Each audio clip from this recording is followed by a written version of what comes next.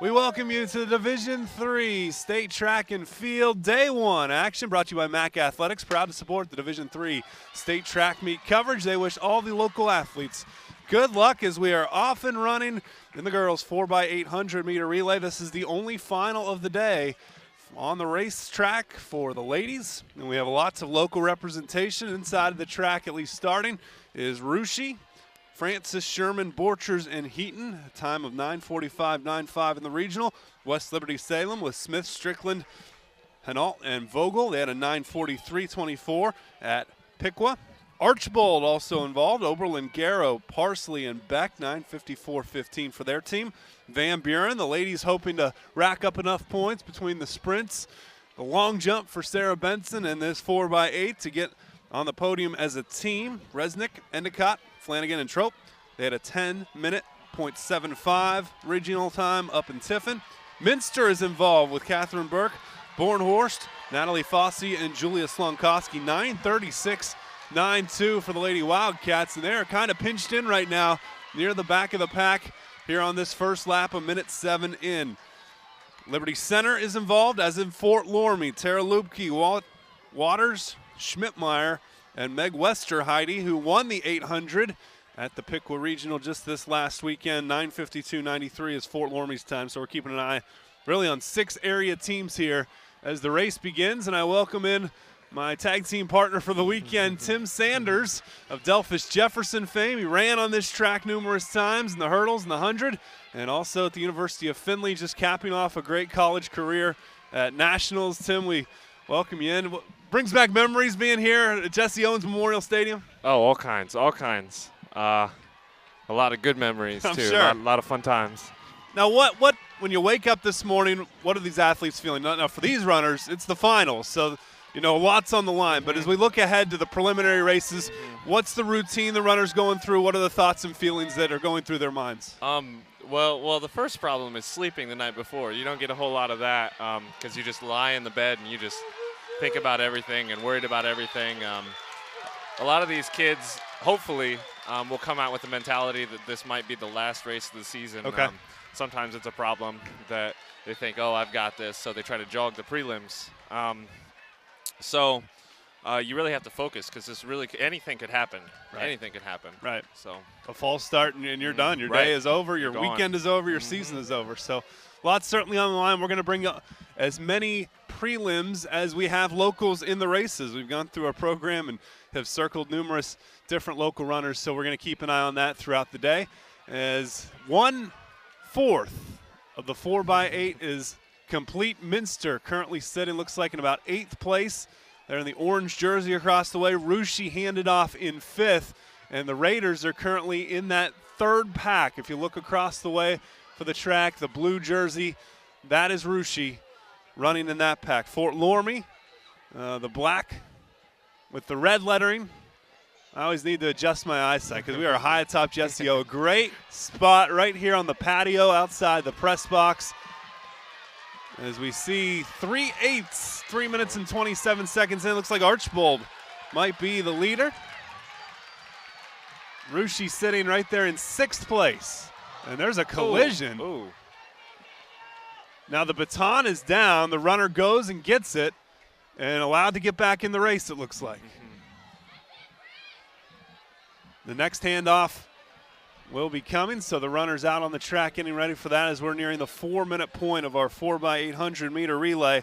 Last year's champion, Toledo Christian, 9 minutes, 25.61 seconds. The Versailles ladies finished 2nd, 3 seconds back. Bluffton was 4th with Lydia Guogeni and company. Minster finished 5th, so the Wildcats trying to get that 5th place performance or better if they can do it again this year. The leader's starting to widen out a little bit. This is where you see maybe the stronger runners start to take control, Tim. Yeah, we've got that pack back there a little bit further, about 50 meters or so. It's a good race for 4th. I mean, that's anyone's 4th. Oh, yeah. Pretty difficult to overcome what the first place runner is, but we're only at the midway point of the race, so lots can happen with 1,600 meters to go. Looks like Russia's on the inside of the track, holding on to about a 6th place spot. Minster is gaining in the middle to the outside with Fort Loramie right there as well. We are 4 minutes and 58 seconds into our race. You can just see how hard that last 100 is. Everybody's almost falling down. There's umbrellas out. It is a very overcast day. As long as the lightning stays away, they will continue the festivities here at Jesse Owens Memorial Stadium. Were any of your years one of those rain-soaked Fridays that we've seen? I think 1 year, yeah, Okay. but it was just one day. I know that we had pretty good weather other than that. A lot warmer, that's for sure. Yeah, normally we're pushing 90. You got to keep hydrated, but that's not a problem here today. Does this cooler weather favor the sprinters or more the distance folks? Probably the distance, because the sprinters are used to, working inside on those cold days, and distance runners just run midwinter all the time. In anything. Yeah, in anything. Throw a cap and gloves on, go in the snow. 5:56 in. Try and get I cannot tell who that leading school is. That's West Liberty. Liberty Salem. Or Liberty Center, I'm sorry. Liberty Center, it looks like, by the jersey numbers. West Liberty Salem also has the black and orange. Got to get used to those new jerseys. I was at Piqua last week, and you knew most of the schools. A lot of Shelby County, Miami County, of course the MAC. Delphus Jefferson was there, LCC. And it's going to be fun to watch the Thunderbird boys. I don't know if you've gotten a chance to watch them this year, but they have a very fast relay team, 4x1, and they certainly have enough guys and enough events that they can make a claim at that state title. They can get enough scoring points. Good. So we're coming up on our final handoff. Julia Slonkoski awaiting for Minster. It's tightened up for the top two spots. And now a young lady in a white jersey is passing everybody. She's in third place right now. Minster is fourth.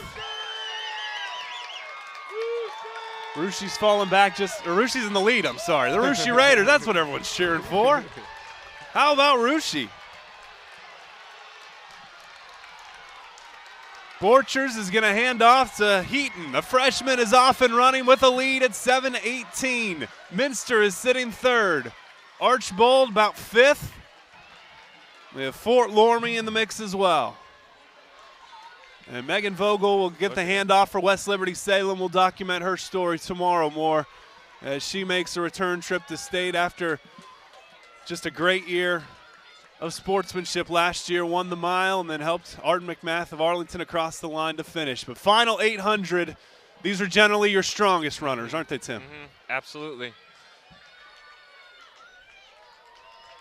The girls' high jump in the background is going on for Division II. Salina's Michaela Wenning and Wapak's Megan Hazlett, both a part of that. We have Division II field events this morning. Later on today, Division III will be in the field, as Heaton is running strong and lengthening that lead. And she's going at quite a pace. The question is, can she keep it up? Yeah. Worst part about this race is you get done with one and there's still one more. Now, you used to run this as a warm-up in your season for the hurdles, right? Oh, yeah. Dad thought it would be a good idea to It always starts with use Dad this thought. as a workout, yeah. And you were glad when that week came and you didn't have to. I was very thankful at the end of the season when I didn't have to run it anymore. Final lap here on the track for the girls' 4x800 meter final. Rushi trying to start the day with a gold and start in first place. They were regional champions down at Piqua. Minster finishing in second place. And the Raiders starting out strong here with a wide margin. Minster has fallen back, looks like sixth place perhaps. And Meg Westerheide of Fort Loramie is trying to gain steam as she's in the back half of the pack for the Redskins. Here we go, 200 meters to go. And she still looks strong. Yeah, no one's catching Lauren Heaton, it looks like, for the Rushi Raiders. Just to our right, the blue and gold are standing and rooting on the Shelby County League 4x8 champs. Minster, Julia Slonkoski's gaining strong, trying to get a top five finish at 9:33. The Rushi Raiders are your first Division III state champion as they take home the gold. Minster will fight and look like finish fifth behind Archbold and Liberty Center. And here comes Megan Vogel finishing strong, as well as Meg Westerheide Meg crosses the line. Minster's time, 9:41 to finish in 5th. Gilmore Academy takes 6th place. Hawken is 7th. St. Thomas Aquinas, your 8th place finisher. Rucci's time, 9:36.12 as they get the gold.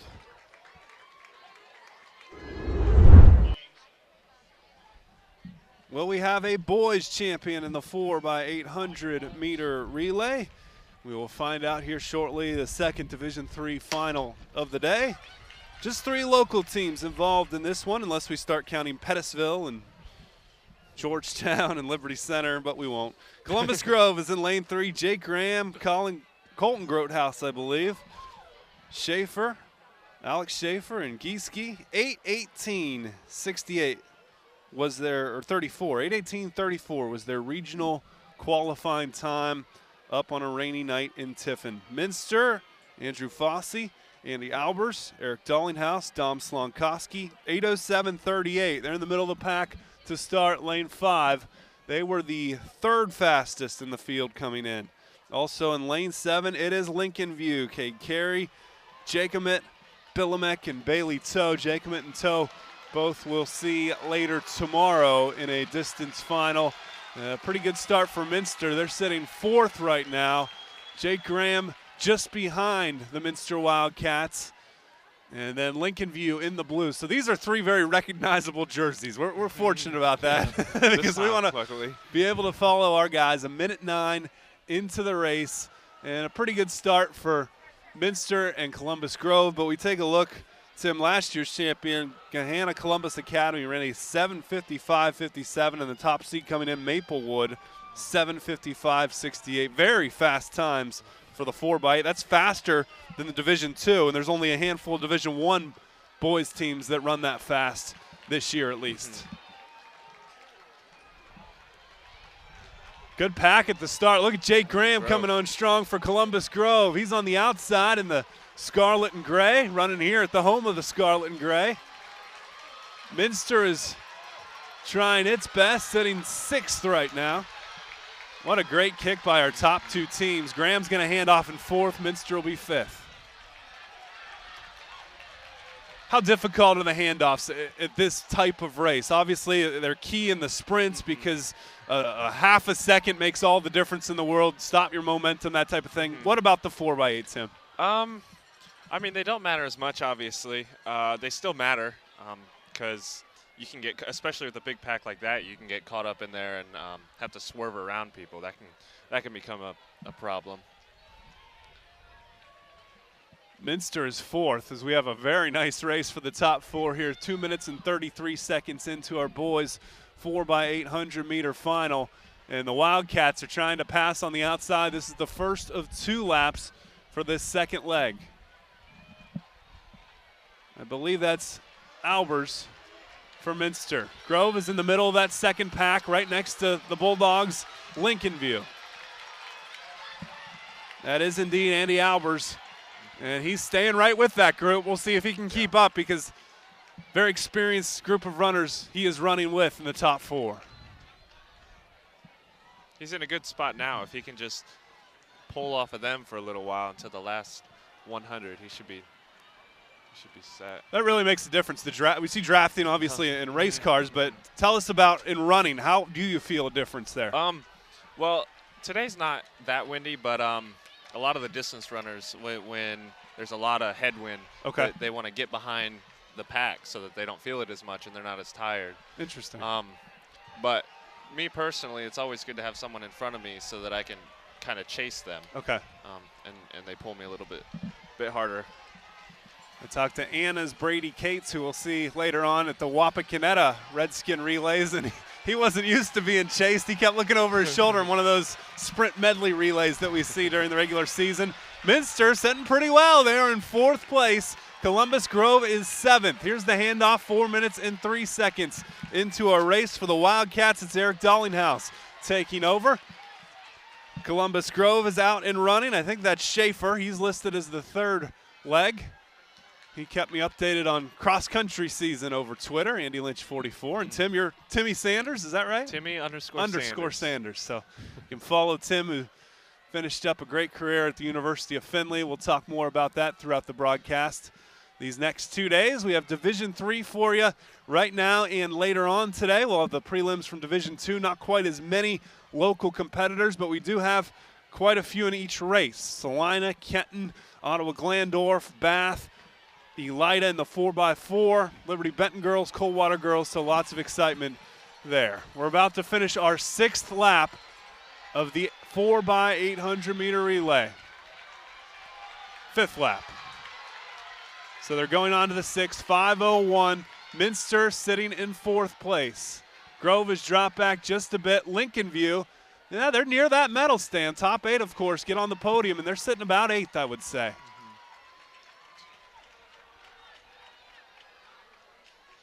Seeing a little more distance between 1st place and then that 2nd and 3rd. The Wildcats across the way are in 4th. Getting ready to take the final handoff will be Dominic Slonkowski for the Wildcats, Bailey Toe for the Lincoln View Lancers, and Gieske for Columbus Grove.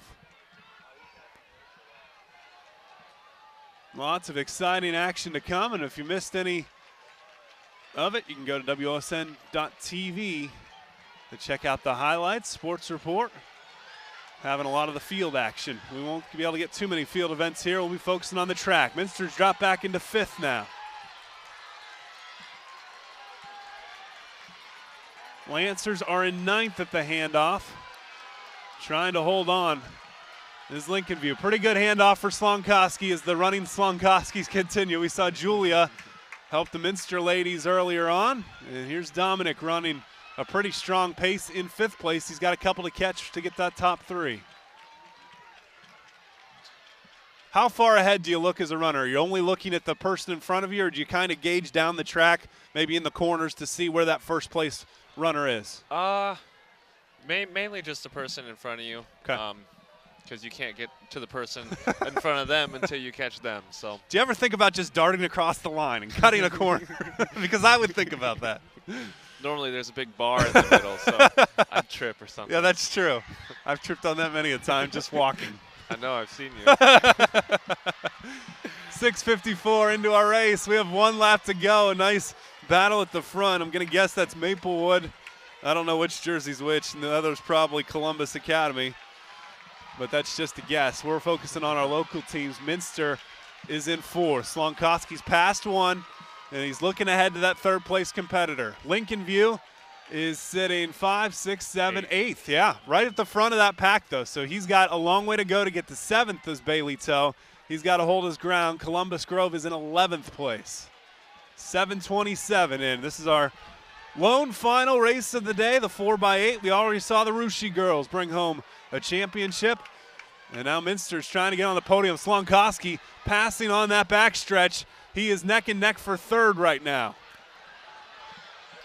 The Minster Wildcats hoping to get a chance at that podium with a team title. They're the defending champs in the 4x4. Look at this finish. Slonkowski's coming on strong. State champs, 7:58.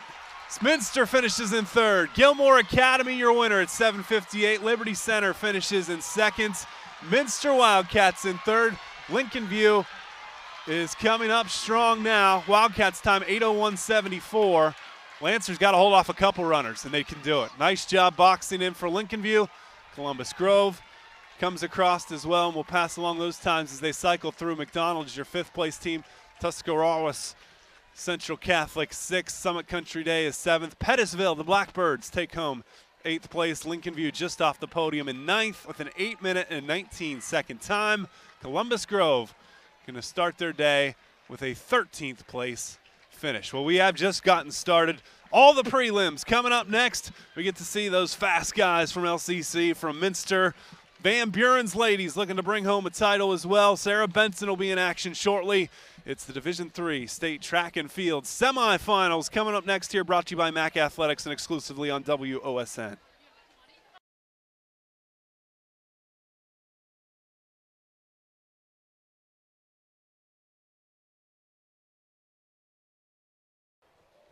Welcome back to Jesse Owens Memorial Stadium high at top.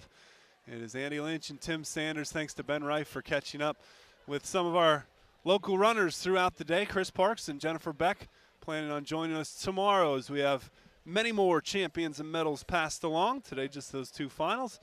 And a good start to our day for our area schools.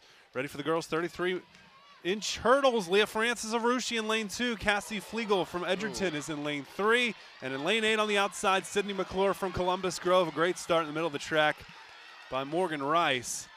She's going to get first. Looks like maybe 3rd place for the Russia Raider, Leah Francis. Let's cycle it through. Bradford's runner automatically qualifying 2nd. The top 2 in each heat qualify automatically. Francis goes 15.58, so we'll write it down. And that should be fast enough, I would think, to get into the finals tomorrow. It's the top 2 in each heat, and then the next 5 qualifying times. Makes us do some math, Tim, but what did you see in the form there of our runners?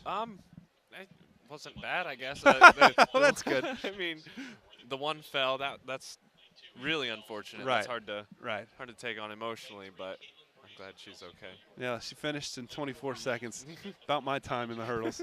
Leah Francis' time, 15.58. She was 3rd, 4th place to Columbus Grove's Sydney McClure. Now, no local runners in this next heat, so we will not be showing you that particular race, but as we skip ahead, we'll get a chance to see the boys in the hurdles, and we'll hopefully pass on state qualifiers in this race. Time now for the boys, 110-meter high hurdles. Lots of local guys in this one, 7 in the 2 heats. We'll introduce them. Well, let's do that first, and then we'll pass along your qualifiers in the girls' 100-meter hurdles. Build a little suspense for you. Lane 1 on the inside of the track, Spencerville's Anthony Shu, 15.07. Lane 3, it's Taylor Cordell from West Liberty Salem. Lane 5 is Troy Cron of Covington, and Lane 7, Robbie Wu from Tenora, 15.23. Remember Wu Wear back a few years ago. His brother selling some shirts as a benefit. That is a tough fall. We've had a couple falls here in the hurdles. Wu and Shu both finishing kind of towards the back of the pack as Chad Zallo wins in 14.23 seconds. Troy Cron is 3rd for Covington. Wu is 4th, 15.30. So he has a chance to qualify with 9 qualifiers again this year using the 9-lane track. 5th place is Casey Porter. Looks like Anthony Shu goes 7th. 15.61 is his time. Your qualifiers in the girls. 100-meter hurdles. Leah Francis is moving on with that 15.58. She'll be in the finals tomorrow for the Russia Raiders as they try to add to their total. 10 points already with the 4x8 championship. And Sydney McClure makes it in for Columbus Grove. 15.67 seconds. Good for that 9th and final spot. A sigh of relief from the Grove faithful. So a good start for the Bulldogs in that regard. Taking a look at our second 110-meter high hurdle field. Derek Riemann, another Columbus Grove runner in lane 3, 14.96 seconds. His regional time, of course, he missed his entire high school football season with injury. He's going to play a football game, though, coming up next week, the MAC NWC versus the WBL Van Wert County Hospital All-Star football game. So great that he gets a chance to play one more football game because I know that was heartbreaking to lose your senior season, but Derek's done a great job in basketball and now here on the track as well. Zach Nye from Patrick Henry is in lane 5, the only junior in this field. The other 7 are seniors. 14.56 seconds, and it's Cody Bigelow from Delphus Jefferson carrying on the Tim Sanders tradition in lane number 7, 15.01. What's the key to this race? How important is it to get out quickly? Obviously, you don't want to take a tumble like we've seen over the hurdles. Oh, yeah. I mean, the start is key because it's such a short race, but even more important than that is form and having a clean race, not touching any of the hurdles, because you'd be amazed at how much that actually slows you down. Really a different mindset than the 300 hurdles, even though we see many folks like yourself running both. Different mindset, though? Oh, yeah. I mean, the 300s are just more of a sprint form. Yeah. How strong you can finish, and these are more about the form over the hurdles. Okay. So really it's a good idea to do both because this perfects your form so that the 300s seem like nothing. Interesting. Aside from running 300. Yeah. That whole part. Yeah, that part. So again, it's Riemann in lane 3. He's the Columbus Grove Bulldogs, so the scarlet and gray jersey. Zach Nye wearing red for Patrick Henry. Or actually, I think he's got the blue today in lane number 5. and Cody Bigelow from Delphus Jefferson, who qualified in both this race and the 300 hurdles at the Piqua Regional last week. Had a very strong finals, as you saw on WOSN. There's, looks like Riemann went down. Patrick Henry is running well in second place. Bigelow sitting fifth. Nye is going to win this heat. Bigelow, I think, gets fifth place. And Derek Riemann goes down. Certainly hate to see that for the Columbus Grove Bulldog. But Nye is moving on for Patrick Henry as an automatic qualifier. Bigelow's time 15.2. I think that might be good to get him to ninth. We had a 15.3 for Anthony Shue, and I think he was fifth, right? Mm-hmm. So I think moving on will be Cody Bigelow. Good for the Jefferson Wildcat, continuing his season one more day into tomorrow's finals. When we come back, we're going to take away those hurdles. Time for the hundreds. Lots of great local competition, including Sarah Benson from Van Buren, Brittany Archer of Ada, and Lima Central Catholic's Darius West, all coming up next here on WOSN.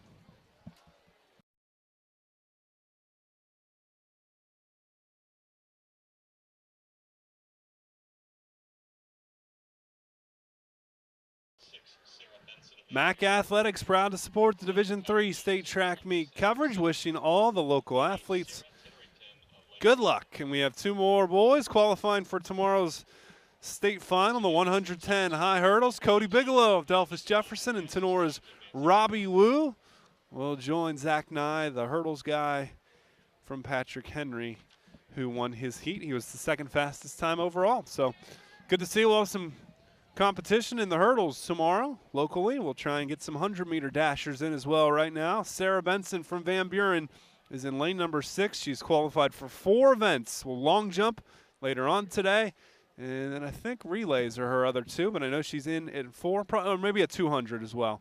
200, a relay, the long jump, and here in the 100. 12:42 was her qualifying time.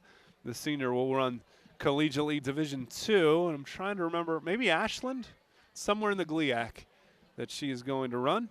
Sarah Titterington from Lehman Catholics on the outside of the track in lane 8, 12.77 for the senior. Brittany Archer will run in the second heat. Our fastest in the field is Chartice Taylor from Wellsville, 12:32 in lane 4. Sarah Benson hanging with the top 3. In fact, she's in first right now. Look at Sarah Benson go, and she's going to win and qualify to tomorrow's finals. What a great race. Certainly a diminutive stature, but she cranked it out in 12.36 seconds. Moving on. That's got to feel good, Tim, to win your heat and have that confidence going into tomorrow. Oh, yeah, definitely, definitely. Hopefully she can get the first seed. That'd be nice. Get that middle lane so you can see everyone. Titterington finishes 5th. I missed her time, so we'll let them cycle through one more time. She's right on the edge and going to need a slower second heat to make it into the finals. We've seen her win numerous events this year. That number was blinking. Might have been 12.65. Tough to tell, but a good start for Sarah Benson. So we move ahead to our second flight. Just one local young lady here on the outside of the track, the junior from Ada, Brittany Archer, who didn't even run last year. She came out of the woodwork and said, I'm going to run track and field, and she's been very fast. Good. I mean, that's good. Did she play softball or anything before this? I don't know what she did. I remember at Columbus Grove hearing their head coach talk to the Grove folks say, where did she come from? Well, she just decided to run. Comes from a running family, apparently, and so that always helps. Oh, absolutely. Fastest in this particular heat is Colleen Reynolds, a 12.4 in the prelims. So if that holds up, then Sarah Benson's 12.36 would be the fastest. She shaved 0.06 of a second off of her regional championship time. Lane 1 is a Millersport runner. Cincinnati Country Day is in lane 2. Miami East, Corinne Melvin in lane 3. Some of our Shelby County and Darke County folks might recognize that name from Miami East. Gibsonburg's Colleen Reynolds is in lane 4. And Gibsonburg, a great movie coming out about their baseball team from 2000. I think it was 2004, had a terrible regular season and then went on to win the state championship. So a neat thing if you're in a theater. Their head coach was a Crestview graduate. Something to check out. Brittany Archer in lane 8 here on the outside of the track in the purple jersey is the one we're watching. A good start in lane 3 for Miami East, Corinne Melvin. Archer's trying to gain steam and she's going to finish in 7th place, I believe. So it looks like 12:36 for Sarah Benson will be the fastest. Melvin runs the exact same time she ran at regional to win, 12.4 seconds. And 12:68 is the 5th place time, so I think Titterington might have snuck in. We'll update you as we move forward to the boys 100. The boys 100-meter dash packed with local flavor. Chase Cook of Liberty Benton's in lane 2, an 11.10 regional time. Matt Tobin from Fairview in lane 4, the fastest in the field at 10.77, finished in 5th place last year. Darius West of LCC won the regional at Pick 1 11.05. He is in lane 5. And in lane 7, Justin Stewart from Lehman Catholic. Tough start for West. He's going to have to gain. Look at Tobin of Fairview. He's got the lead. Chase Cook's in 2nd. Tobin is leading. He will win. Cook is 2nd. Wow. West might have been in 4th. What a great race. Tobin goes 10.91. Cook in 11.04 to finish in 2nd. What'd you think of that one, Tim? Faster than I can run, I think. It's kind of humbling, isn't it? Yeah, it really is. You just went to nationals as a collegiate athlete, and these guys are running faster. Justin Stewart, 11.16. He will probably qualify. He is 3rd, so top 3 guys are local. Darius, I think, went 5th. 11.18 for Darius West, so we'll see if that is fast enough to get him in the finals. He had a tough start, though, it looked like. Yeah, I mean, the start is the most crucial part of this race. So a 10.91 for Matt Tobin. What a great race as he tries to get higher on the podium. Chase Cook moving on as well in 11.04. The Division III State Track and Field Meet continues, all brought to you by MAC Athletics. They do a great job with facilities. Really did a nice job on Minster's new track and football stadium. Saw them working one football game this fall as they were finishing things up. We appreciate their partnership. I know they've worked with Ottawa Glandorf and a number of other local schools as well, MAC Athletics. We have 4 local teams in this first race. Fort Jennings, Groney, Lori Bruscotter, Steck Schulte, and Macy Schrader, a 1:45.11 regional time. They are in lane 2. Van Buren right next door in lane 3 with Wise, Schroll, Lasley, and Benson, 1:46.83. Sarah coming off her fastest run in the 100. Versailles is in lane 4 with Bowman, Kyle, winner and winner, 1:44.46. And Archbold on the outside in lane 8, Short, Garrow, Smith, and Garrow. And want to pass along, Darius West did make it in. He was the 9th place finisher in the 100. So Darius will get another chance tomorrow to improve upon that. Happy to run a second day. Chase Cook, Justin Stewart, and the winner, Matt Tobin. Good start for Archbold on the outside. They've got a big lead. Versailles has already passed lane 5, so the Tigers looking strong. Look at Fort Jennings, Lori Bruscotter and company, passing Van Buren in lane 2. Midway point, 51 seconds in. How the handoffs looking, Tim? They looked okay. This Versailles girl, one thing you never want to do is try to adjust the baton. Oh. And she just did that right before she handed it off. It didn't apparently affect him that much. Maybe it's a ritual or something. Yeah, you would think that would slow you down, though. You're bringing your hands together. Mm-hmm. Here's our final handoff as folks prepare for the long jump on the backstretch. Lots of Division III field events later today. We're 121 into our race, final 200, and Versailles is booming. They won the West Milton District. Did well in the regional, and here they come trying to bring home a gold. Van Buren and Sarah Benson sitting 2nd. Macy Schrader of Fort Jennings in 3rd. Archbold on the outside is in 4th. But we see the local dominance once again. Versailles easing up with a 1:45.07. Van Buren's moving on automatically, and you would think that would be enough for Fort Jennings to qualify in 3rd. 1:45.09 for Versailles, 1:46.17 for Van Buren, 1:46.58 for Fort Jennings. So all doing it there on the inside of the track, lanes 2, 3, and 4. And Tim, tell us about the benefit of being, lane 4 obviously gets the preference. What does that do for a runner? Lane 1 and 2 are kind of, the turns are a little bit tighter, and it's a little bit harder to run full speed around those. And lane 8 and those outside lanes, you obviously can't see anybody. So 4 is kind of just the ideal lane. Best of both worlds. And winning in lane 4 is Versailles. Looking ahead, they'll try and get that top seed in the 4th lane in tomorrow's finals. Tenor is going to try and do the same thing. Hall, Audie, Seifert and Abdul a 145-23 in the regional up in Tiffin. That is our lone local team. Rest of the field, lane 1 is Belpre. Londonville is in lane 2. Grandview Heights in lane 3. Steubenville Catholic Central in lane 5. North College Hill is in lane 6. Colonel Crawford in lane 7. Dayton Christian is in lane 8 on a very busy Friday. They're going to try and get 6 high school softball games in today up in Akron because 2 were rained out yesterday. Wow. They scheduled 4 a day, and they want to keep the finals all for tomorrow. So they started at 9 a.m. Long day. They're going to crank them out if they can. Parkway's due to start around 11. So you can, of course, check WOSN.TV for a score and for highlights on Saturday if the Panthers can move on. I think they're playing Colonel Crawford in that one. Baseball also very busy today. You can check WOSN for the highlights of that one as well. Crestview playing later on. Sonora will cap its night tonight at 7. And the Defiance baseball team playing at 1. So 3 area teams going at it there. And I think, is that Michaela Wenning getting a big hug over there? It is. She must have cleared the high jump, and she might be our regional champ. Although it looks like another runner, high jumper, is getting ready to go. No, maybe not. I think Michaela Wenning might have just won the high jump for Division II. We'll see if Ben Reif and company can catch up with her afterwards. That's the 4th consecutive hug, so I'm guessing she won. It's a good sign. Michaela's qualified in 4 events. That's impressive. That'd be a great start to her day, That's winning impressive. the high jump Yeah, this right. morning. So see what she can do. State swimmer, has plenty of state experience, also a good volleyball player. Heat 2's ready to go. Tenora is in lane number 4. They're trying to punch their ticket along with Van Buren and Versailles. Fort Jennings making sure that its 146.58 is fast enough to make it to tomorrow's final as well.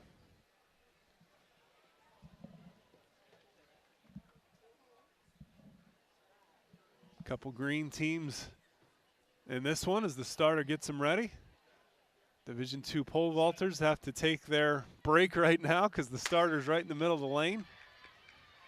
And Tenora is off and running in lane number 4, the Tall Sox. As it's really been a nice day. Looks like it could rain at any moment, but it hasn't. Luckily. That's right. Got a great view of the Ohio State campus just to our right as we're high atop Jesse Owens Memorial Stadium. Here's our first handoff. And Tenora looks to be maybe 3rd. North College Hill, I think, had the first handoff. They're in the red in lane number 6. Lane 5, Steubenville Catholic Central. And on the outside of the track in lane 8, running pretty well, is Dayton Christian. Look at Tenora, though, gaining on lane 5. Their second runner is Audie. Watch the handoffs. North College Hill and Tenora right there, probably tied for first. A loose guess. It's hard to tell with these because of the stagger. Right. Minute 1 in. Fort Jennings time, they were 3rd, 146.58. So that's what we're keeping an eye on to see if the Musketeers qualify. And look at Tenora on the backstretch, just taking over. When you have a strong 3rd leg runner, boy, does that make a difference. Yeah, because that's where most people put their weak leg, most teams. We saw at Piqua, LCC's Jameer Coleman making up all kinds of ground. We'll see the Birds next here in the 4x2, but Tenora is running away with it. They're going to try for that top spot. This is Abdul coming down the stretch, I believe. Currently 2nd is Steubenville Catholic Central. Abdul wears 500. And they will finish in 144.67. I think that's the fastest time.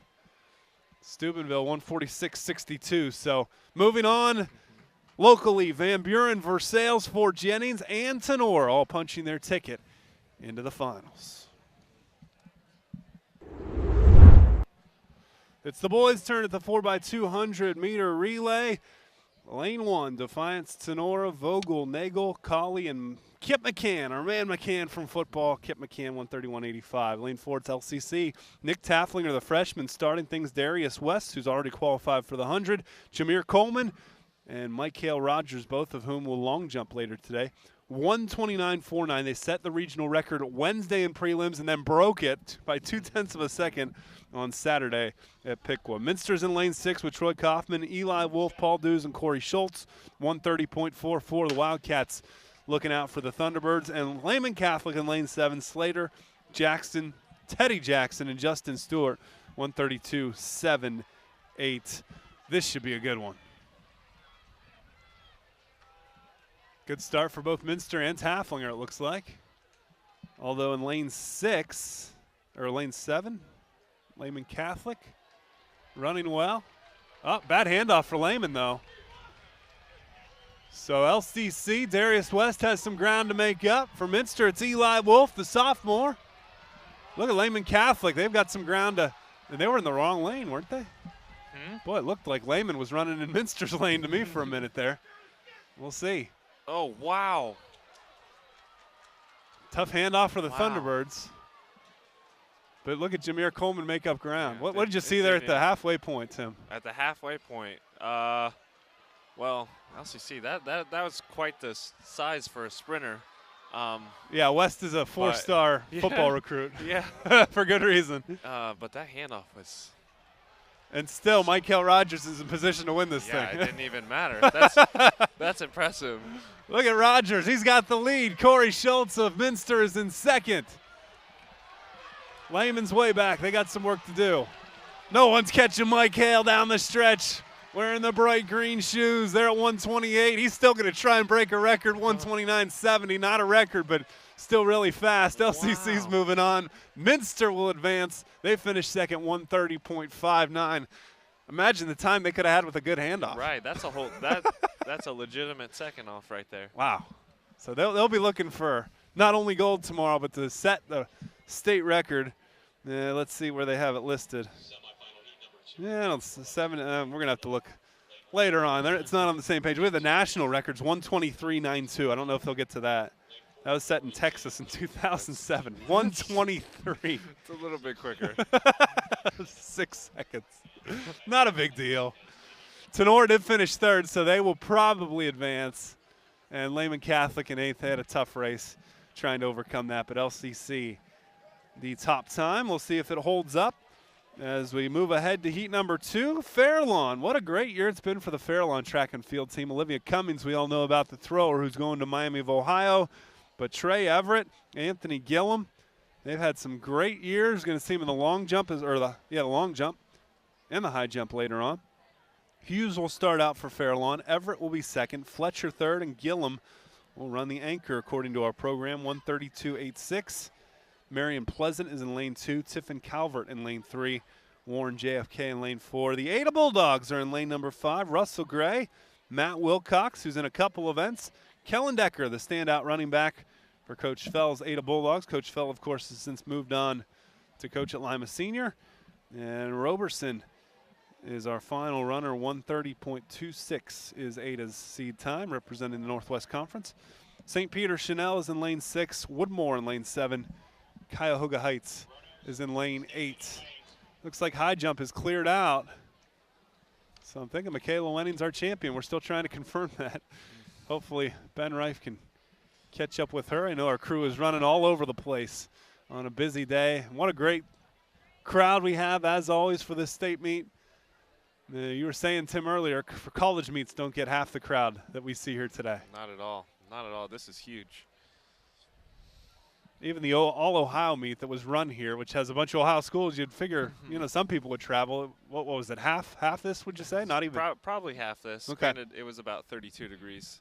So. Was it really? Oh, it was so cold. It wasn't exactly fun. I know the Horn family was all running that day. I think Joe was here, Gray was here, and Ivy running for Ohio State also. Part of that, I remember from Twitter. They're off and going. We're catching lane number 1, Fairlawn, on the inside of the track, and lane 5. We're keeping an eye on the purple, the Ada Bulldogs, and a pretty good start for Russell Gray. Great story from Ada. We'll get a chance to catch up with more tomorrow. Danny Klingler has made it in the wheelchair event for both the 100 and the 400, so he'll get a chance to compete tomorrow, which should be a special time here at Jesse Owens Memorial Stadium. First handoffs, and Ada's looking pretty good, catching lane 6. Right next to him. Look at Matt Wilcox, the state swimmer. We know he has plenty of speed and endurance in the pool, and we're seeing it here on the track. They might hand off in first. Kellen Decker takes it. Farallon will hand off in lane number 1, wearing the green headbands. There goes Ada. Decker's turning on the juice. We're going to have a lot of local teams tomorrow, Tim. Good. The way Ada's running. It's a good thing. Repping Northwest Ohio. It is. LCC, Minster, Lehman, Tenora. Lehman won't, I don't think, but Tenora will. Here comes Roberson. Stand out on the gridiron. Showing some of that speed. Catching him on the inside. Appears to be Warren JFK. JFK has the second spot. Looks like Cuyahoga Heights has first. Ada's hanging in third right now. Roberson's got to finish strong. He might have been third. Let's see our times. Love the live updates at the finish line. 1:30.27 for Warren JFK. So the top seed will go to LCC. The Thunderbirds get it despite a tough handoff. They're still tabulating times. Cuyahoga Heights is second. And I think third was Ada. 1:31.01 for Ada. So that should put them in to tomorrow's final.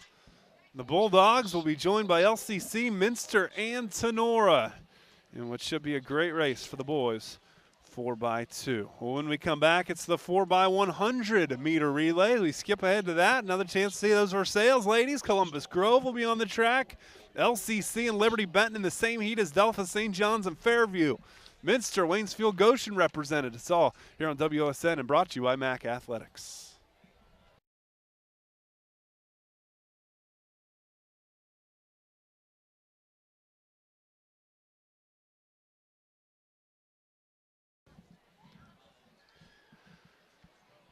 MAC Athletics bringing you today's Division III State Track and Field event. We have confirmed Salina's Michaela Wenning is your champion. Hopefully get an interview with her at some point during the broadcast. Versailles is in lane 4 in our girls 4x100 meter relay. Bowman, Kale, Hemmelgarn, and Francis. 50.10 seconds their regional time. Rest of the field, North College Hill in lane 1, Cleveland Villa Angela St. Joe in lane 2. Colonel Crawford in lane 3 with Columbus International in lane 5. McDonald is in lane 6. It's Fredericktown in lane 7, the Freddies.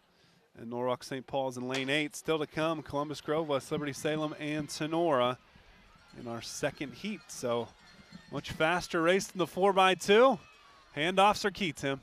Oh, even more so than the 4x2. Good stretch on the back for Versailles. They are in the black. Looks like a black headband in lane number 4. They are the fastest coming in either heat. And Tigers leading it. We don't have a clock running. Tigers are leading. Final handoff, no trouble. Versailles has won, 2 out of the last 3 team titles for the ladies in Division III. And they've got a nice lead in lane number 4. And the Versailles Tigers automatically qualify for tomorrow's finals. Still to come here today, we have the 400s coming up next. The Russia Raiders already won a state championship today. Lauren Heaton was a member of the 4x8. Casey Mulholland of Spencerville we'll see as well. Boys 400 includes Matt Wilcox, Corey Schultz, Noah Stratton of Bluffton, Andrew Mackey from New Knoxville.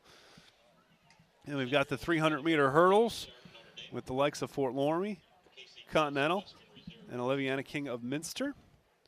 Cody Bigelow will run again, as will Robbie Wu. Colin Grotehouse of Columbus Grove still to come.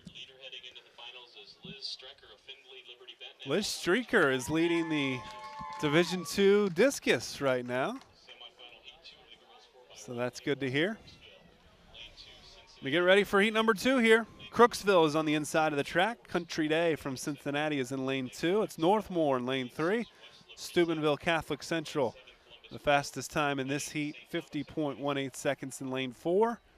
Tenora with Hall, Audie, Seifert, and Abdul. Some of the same ladies we saw qualify earlier in the 4x2. They have a 50.53 regional time at Tiffin. They're in lane 5. West Liberty Salem with Roush, Rabenstein, Etkin, and Freihoff are in lane 6, 50.20. In lane 7, it's Columbus Grove with Flores, Julia Wynn, Smith, and Sydney McClure, who's already punched her ticket in the 100-meter hurdles. They ran a 50.75 at the regional. Always love to read these national times because they're ridiculous. National scholastic record is 44.5 seconds, set in California in 2004. Girls, that is so fast. Just really puts it in perspective how fast they're running. Wow. 11 some. Yeah, 11 each. Low 11. Right. Coming up, we have the boys. Great first heat, Fairview, St. John's, Liberty Benton, and LCC. But which local teams will join Versailles in tomorrow's final? Again, it's Tenora in lane 5 in the green. West Liberty Salem, black and orange, orange tops. And Columbus Grove in lane 7.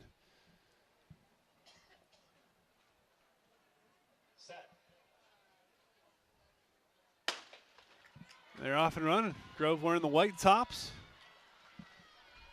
Black pants on a chilly day here at Jesse O. Sure doesn't feel like the second week of June. Not at all. Michaela Wenning sitting atop the podium, getting ready to be recognized as the Division II high jump champ. Megan Hazlett takes 4th for Wapakoneta. Here's our midway point. Wynn will hand off for Grove in good position. West Liberty Salem looks to be running strong in lane 6. It's Tenora in lane 5. We're 33 seconds in. Here's our handoffs. Grove gets it and good. Look at the top 3. It's Tenora, it's West Liberty Salem, it's Columbus Grove. Abdul running strong for the Rams. Freihofer, West Liberty, McClure for Grove in 4th. And I think West Liberty Salem might have won it. Yep, 50.66 for West Liberty Salem. So a pair of Tigers win their heats for Sales and West Liberty. Grove is 4th. 51 something. I think that'll be enough, but we'll have to wait and see. Again, let's run through our times in this heat. West Liberty 50.66. Tenora 2nd, 51.05 for Steubenville. 51.12 was Columbus Grove's time. I didn't write down the first heat time, so I'm not sure where we were at in regard to qualifying, but normally 4th place, you've got a pretty good chance to get to the finals. Sydney McClure made it in as a hurdlist, and we're thinking she makes it in here. Hurdlist. Is that not a word? I think it's hurdler. You could say hurdlist, that's fine. I do make up words every now and then. Sounds good. In Alaska, I always got yelled at by the English teachers. In West Ohio, Northwest Ohio, I don't get yelled at for some reason. I don't know what that is. We're accepting. I'm sure more accepting. That's what it is. Yeah. Boys 4x1 is up next. And I think they're going to announce them first before we get to our high jumpers. Kyle, keep a lookout at our podium for the high jump. If they do go through the announcements, we want to try and get Salina's Michaela Wenning getting crowned with her state gold. Let's run through our 4x1 field, though. Fairview with Hug, Tobin, Core, and Guilford. They got Matt Tobin running 2nd. We saw him, of course, run that blazing time in the 100. So an interesting strategy if he does hold on to that 2nd spot. 44.5 in the regional for Fairview. And I love how Fairview has a bunch of hugs. We saw 2 hugs on the softball team as they defeated LCC in the district semifinal, and we see a hug here on the track. Delphos St. John's is in lane 2. Luke McLennan, Will Bittner, the wrestler, Ben Young-Peter, football standout, and Martz, 43.88. Don't have a first name for Martz. It's an N initial. 43.88 was St. John's time. Liberty Benton is in lane 3 with Kyle Bowser. Chase Cook made it in the 100, trying to make it here. Cody Conkle and Austin Combs, 43.93 is LB's time. As hopefully Kyle's able to get a good angle of the girls' high jump. Michaela Wenning, we captured her winning apparently for the sports report. You can check that out at WOSN.TV hopefully. Her great reaction. Ben Reich's going to try and catch up with her. He is waiting in the wings as of right now. Megan Hazlett's going to get a 4th place medal. She was the OIO prep profile this week as Chris Parks talked to her. So certainly wanted to be the champion, but 4th is pretty good too. 5.3 it looks like is the standard for 3rd and 4th. Indian Hill Christine Canning clears 5-4. 5-4. 5-6. Michaela Wenning will be honored. 5-5 is the state championship jump for Michaela Wenning. So certainly very exciting for Coach Dan Otten, the longtime coach, and he's a great supporter of TV 44 and our broadcast coverage. We appreciate his help throughout the year, and certainly throughout this track and field meet. We'll have a little bit more from Michaela and Salina in the afternoon session of Division II, but wanted to highlight that. It's rare that we get a Division II field champion. We might with Liberty Benton. Liz Streaker leading the discus right now, and we saw it here in the high jump, so good to see. Lane 1, it's Fairview. They're on the inside of the track. Lane 2 is Delphus St. John's. They're wearing the blue and gold speed suits we remember from Cameron Hermiller's days, as they were blazing. That was the very first time I saw a speed suit. Really? St. John's had the first ones. Always trend-setting in Delphus. Those little zip-up ones. You wanted one, didn't you, right when you saw it? Yeah. So bad. Liberty Benton's in Lane 3, LCC in Lane 4, Liberty Union in 5, Hanoverton United in 6, New London in 7, Cuyahoga Heights in Lane 8. So we're focusing on those inside 4 lanes. Clean handoff for LB. Look at the Eagles. My, they're flying. A great start for Bowser. Cook's got it now. LCC sitting right next door. West hands to Jameer. Those are some great handoffs right there. Eagles are leading. LCC looks to be in second place. Final handoffs. Bringing it home for the Eagles is Austin Combs. Michael Rogers got to track him down. Look at Michael go. We'll see him in the 200 later on. Blazing speed, 43.18 for Michael Rogers and the Thunderbirds. 43.23 is the official time, and Tim Sanders is speechless. Everyone was standing still. That's wow. LB does qualify automatically, a 44 flat, which is pretty good. They led most of the race. Fairview is third, so they will probably move on. Well, their time, 44.18. And let's see who fourth was. They didn't cycle it through quite yet. They're still tabulating, apparently. But Rogers was trailing, and then all of a sudden he's winning by 15 meters. They're still waiting on that fourth place time, so something might have malfunctioned with the timing system. Good handoffs, though, Tim. That's what you saw in that race. Yeah, LB had some great handoffs, but coming in, LCC just took it. How do you make up for that? Let's see. Liberty Union was fifth for all of our Liberty Union viewers. United fourth. Trying to find out where Fairview finishes. And St. John's did not finish. They didn't finish. Huh. I wonder what happened with that. Might have been a handoff or going out of the lane. Fairview's third. So we know LCC and Liberty Benton qualify automatically. Fairview trying to qualify as well, in pretty good position with a 44.18. Heat number 2, we're focusing on the outside of the track. It was the inside for the first heat. Lane 7 in this second heat is Waynesfield Goshen. Wouldn't be the state meet without the Tigers getting down here in some event. It's Fridley, Christian Schlada, Hall, and Elliott in lane 7, a 44.44. Their coach tweeted me after that and said, in honor of TV 44, we ran a 44.44. And we appreciate that. That's amazing that they can get that accuracy. Yeah, right. Minster is in lane 8. Spielis, Eli Wolf, Hulsman, and the freshman, Jacob Steckschulte. Saw Nan Steckschulte earlier here today. Wouldn't be a state meet without Nan being here. The urban legend is Nan Steckschulte, the girls basketball coach for Minster, has seen every single championship in Minster school history. Every state championship she has been in attendance of. That's the rumor. She has yet to confirm it. Looking at lane 7 for Waynesfield, lane 8 for Minster. A 44.18 was the third best time in the first heat. So if a team can run right around there, they've got a good chance of qualifying for the finals tomorrow. Top 2 automatically make it. And then the next 5 between the 2 heats. And Waynesfield running strong. Good handoff. They're trying to pass Minster on the outside. St. Peter Chanel is in lane 4. Calvert in lane 5 in the blue and white. Another good handoff. Look at Waynesfield. They're right there. Looks like St. Peter Chanel's got a nice lead. And we're going to have a chance here for Waynesfield and Minster. Tigers sit in third. Wildcats are in fourth, maybe fifth. Waynesfield drops back to fourth, and I think that's where the Tigers finish. Pretty good run, though, for WG. Chanel's time 43.76. So LCC will be seated first. Liberty Benton with a 44 flat will probably get the third seed.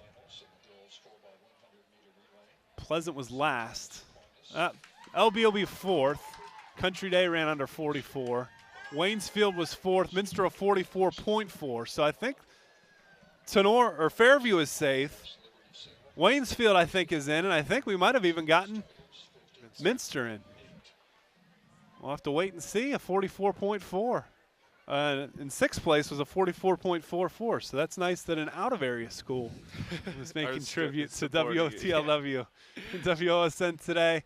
That is Colonel Crawford. So maybe they just want to be on the sports report tonight. We will see. Boys 4x1 is in the books. We'll pass along the qualifiers as we know them when we come back. Also, the girls' 400-meter dash is on the track. It's all brought to you by MAC Athletics here on WOSN.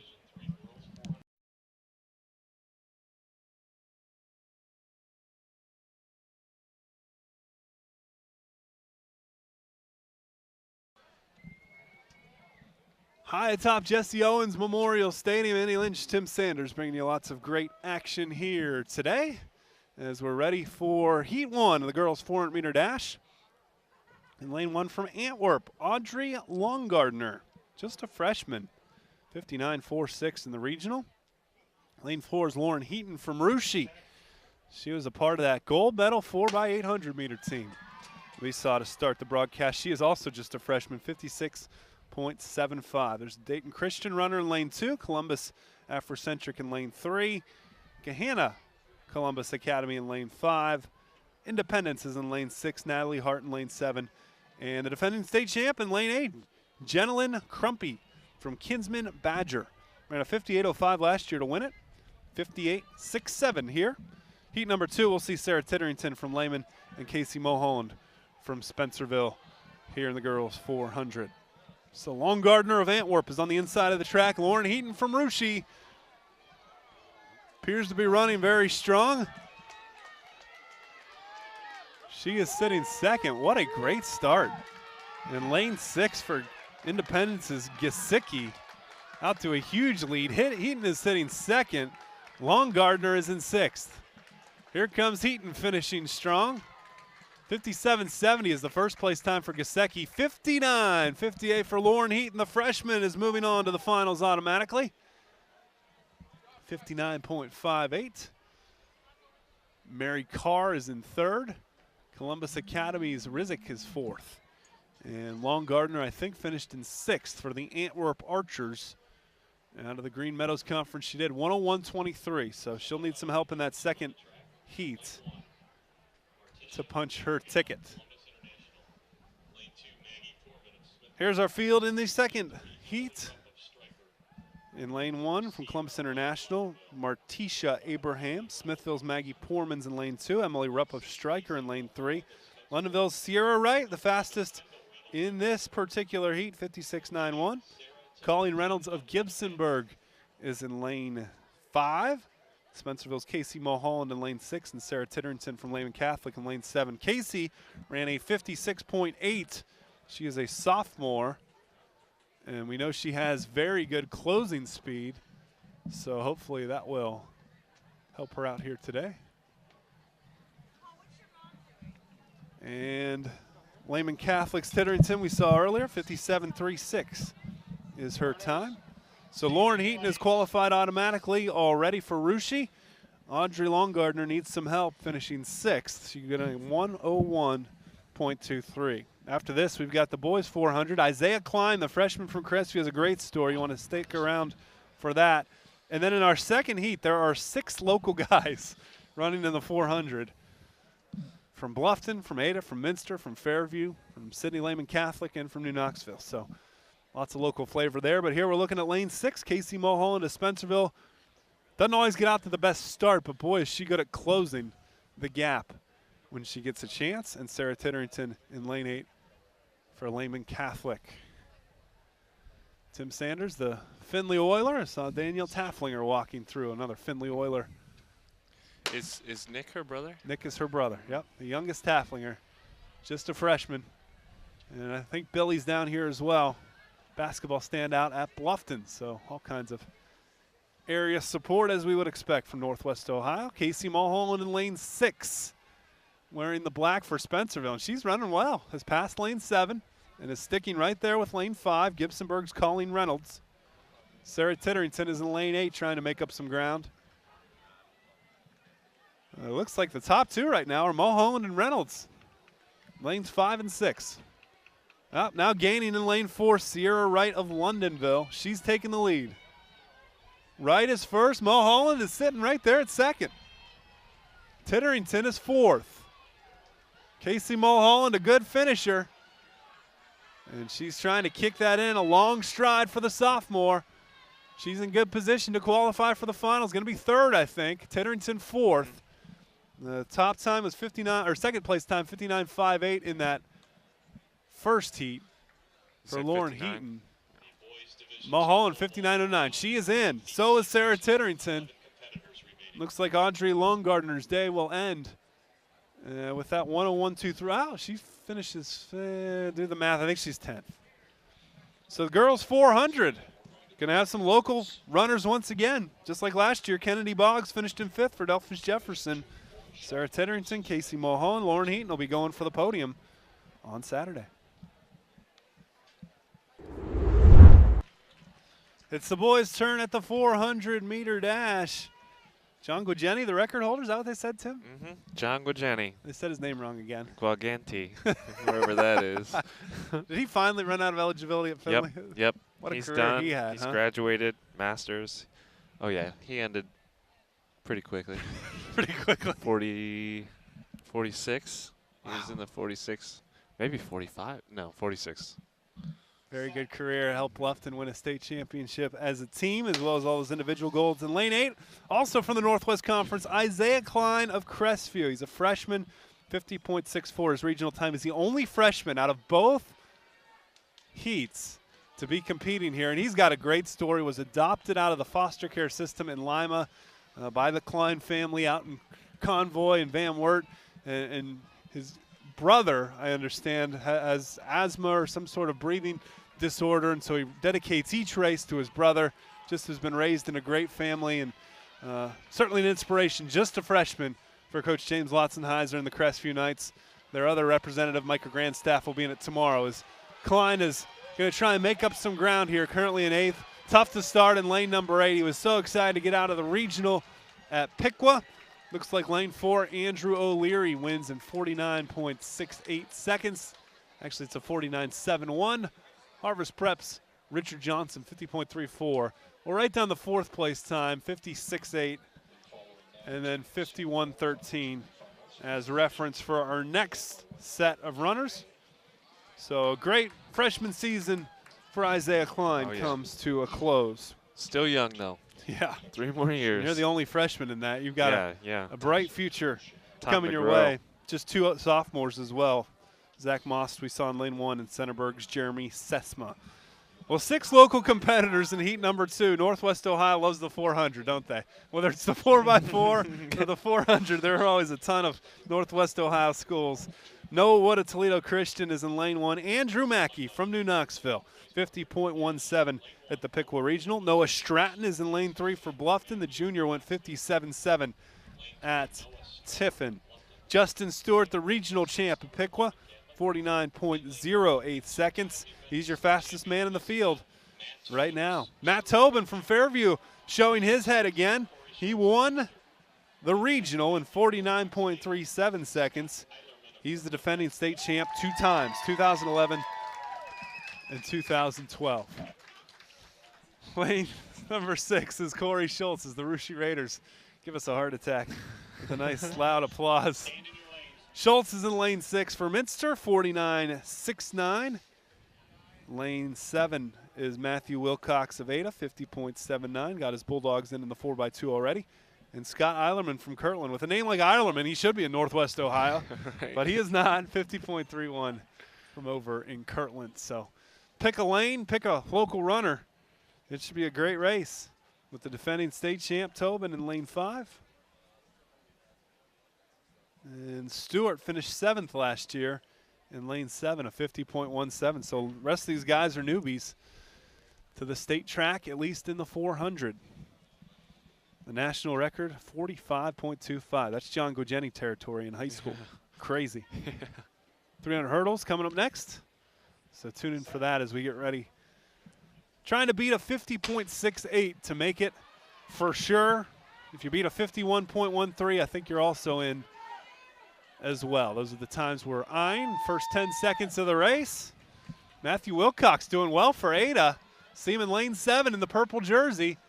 Out to a good start. Corey Schultz is in lane 6. Matt Tobin's already overtaken him in lane 5. Noah Stratton running strong in lane 3. In lane 2, it's Andrew Mackey of New Knoxville.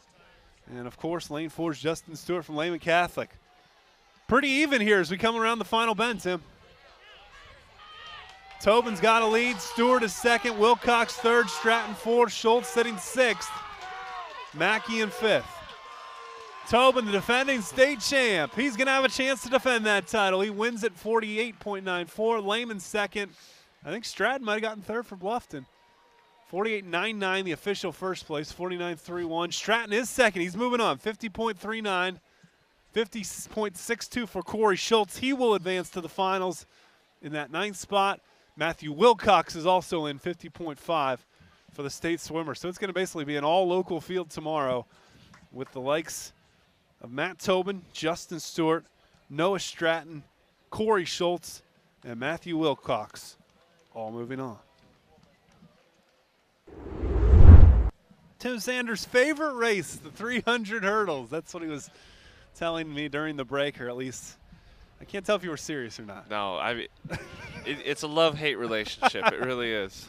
Better than the 400, though. Much better than the 400. Everyone hates the 400. Oh, man.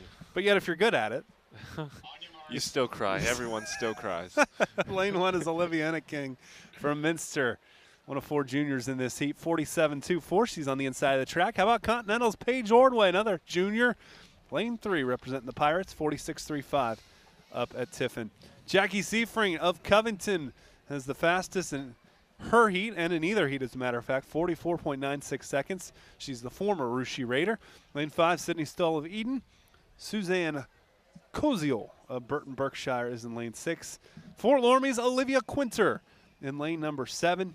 She is just a freshman, 47.10, one of 2 freshmen in the field of 16. And Tori Thompson of Brookfield in lane 8. So we're looking at lane 1, Olivia Enneking of Minster. Lane 3 is Paige Ordway from Continental. 4 is Jackie Seifring of Covington. And 7 is Olivia Quinter of Fort Loramie. Combination of endurance and, oh yeah, those hurdles get in the way sometimes. Got to get over those. Good race on the inside for Olivia Enneking, it looks like. She's right around 5th. Seifring has the lead for Covington. Paige Ordway making up some ground in lane 3. And Olivia Quinter for Fort Loramie in 7th. Seifring, well, you just see that it's like you hit a wall. There's still 1 hurdle to go. Yeah. Yeah, and that hurdle, although from here it looks the same height as all the other ones, it's about 4 feet high, higher.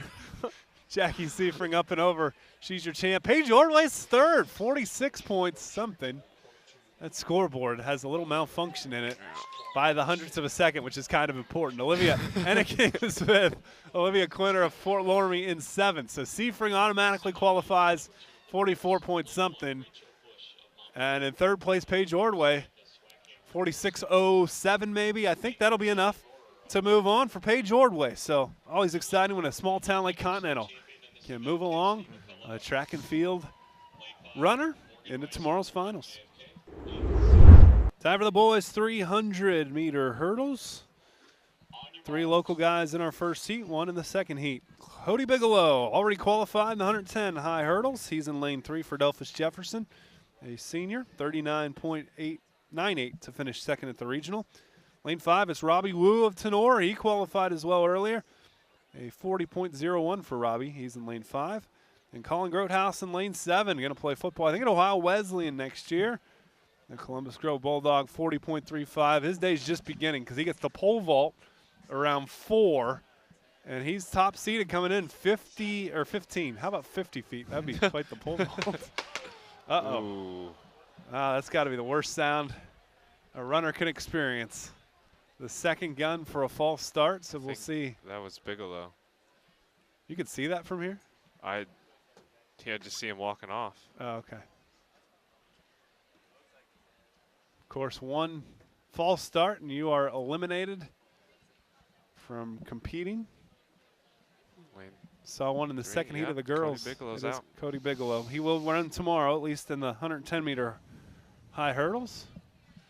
So we're down to Robbie Wu in lane 5 for Tenora and Colin Grotehouse in lane 7 for Columbus Grove. After a false start from a competitor, do you feel a little more nervous, reluctant after that? Has that ever happened to you when you've been standing in the lanes and someone else has been false started? It kind of takes the nerves away, really. Oh, really? Because you're just like, well, I was ready for that one. Interesting. So you relax more? I guess. Or you did, at least. I did, okay. Anyway. Some people, maybe they got more jittery or worried. I would be more jittery. But you have a better chance, I guess, of qualifying. Top 2 make it, of course, automatically. And then the next 5 times. So it's Wu in 5, Grotehouse in 7, and then our second heat, Derek Riemann, is scheduled to run. He, of course, had that difficulty the first time around the hurdles. We weren't sure if it was an injury or just hit a hurdle. We'll see if Derek's going to line up in lane 3 and give it a go here. But we're watching 5 and 7. Robbie Wu of Tenora in 5 and Colin Grotehouse in 7 for Grove. Looks like Jacob Anderson of Barnesville is running well in lane number 6. Wu is hanging in there, perhaps in 3rd or 4th. Grotehouse sitting. Colin's made up some time now. He's right there with Robbie Wu, 5th place. So Wu is in a dead heat for 3rd. I love the flat top. And Robbie's got one more hurdle to clear. Looks like he'll come across 3rd or 4th. Colin will be 6th or 7th. As John Lint wins from Columbus Academy, 38.8 seconds. 4th place is 42.3. And Colin, 40.86, finishes 5th. So Wu is 3rd. He will probably move on. Looks like Derek Riemann is lining up for Columbus Grove. So good to see he is out there in lane number 3. Grotehouse goes 40.86 to finish 5th. That's the time we'll be keeping an eye on. Wu, 40.16. He is most likely in 40.86. And in 5th place is Colin Grotehouse. Here's our field in heat number 2 from Fremont St. Joe's. Joey Fisher in lane 1. Austin McDonald of Buckeye Central in lane 2. It's Derek Riemann from Columbus Grove. The senior ran a 40.21 at the regional in Tiffin. Chad Zala of Warren JFK is in lane 4. Fastest man in either heat, 38.51. Troy Cron of Covington is in lane 5, 38.95 for the Buck. Tyler Giddens of Columbus Academy in Gahanna in lane 6. Dalton Borderland of Covington, a junior, in lane 7. And Riley Philman from Hanoverton United. We remember these Covington names when they played Coldwater. As Zach Bowers is making his way to the top of the bleachers with some goodies in his hands. This is a welcome sight. Zach Bowers wants to interview us, I think, dropping off some lunches. How about this? Very good, Zach. He's a welcome sight. Derek Riemann is in lane 3. Not too much trouble with those first few hurdles. He's shooting for a 40.86 or under to try and track down that berth in the finals, and Derek's probably sitting 5th right now. Leading from JFK is Chad Zallo, as expected. He's chugging. He's 6th or 5th right now. Now back to 6th. One final hurdle. He finishes pretty strong, though. Wow. Let's see the time. Zallo 38.09. That's respectable first place time. Very quick. Troy Crone 4th. Riemann 40.4. 40.4 seconds. I think that gets him the 9th spot. You think so? Our 5th place last time was 40.86. So they're out. 5th, 40.4. I think Derek's in. I think he gets the 9 spot, and he will join Robbie Wu of Tenora in tomorrow's finals. Well, when we come back, just a few races to go. The girls and boys 200-meter dashes, and we'll finish strong with the 4x4, Northwest Ohio's favorite relay. It's all coming up next, and it's all brought to you by Mac Athletics on WOSN.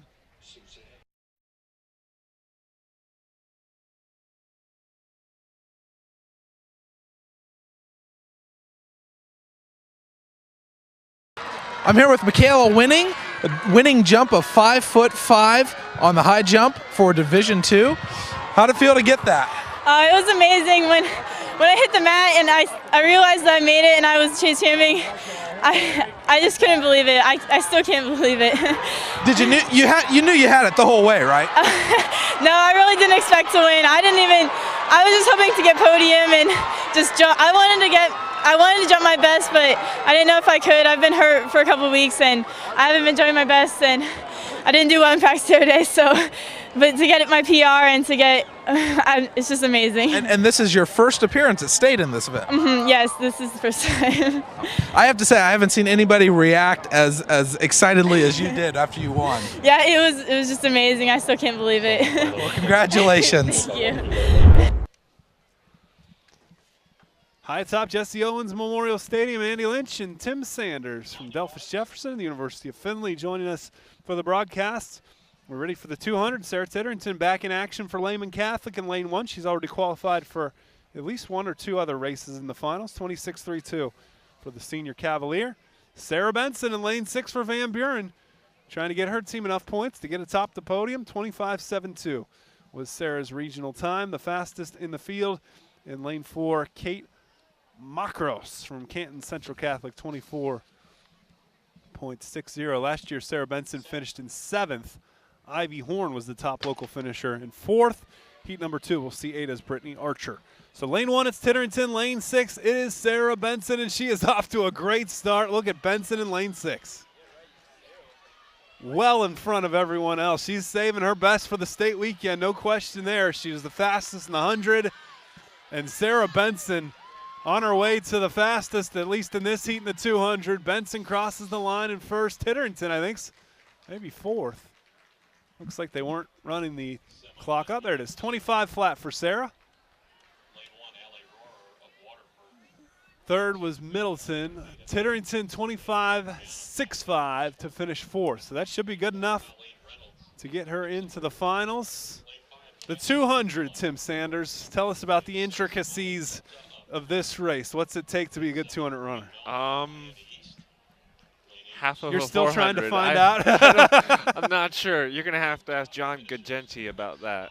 Gagenti. It's really, I mean, it's right between the 100 and the 400. Obviously, you see the speed of the 100, so you need that speed element, but there is a bit of endurance to it. There is.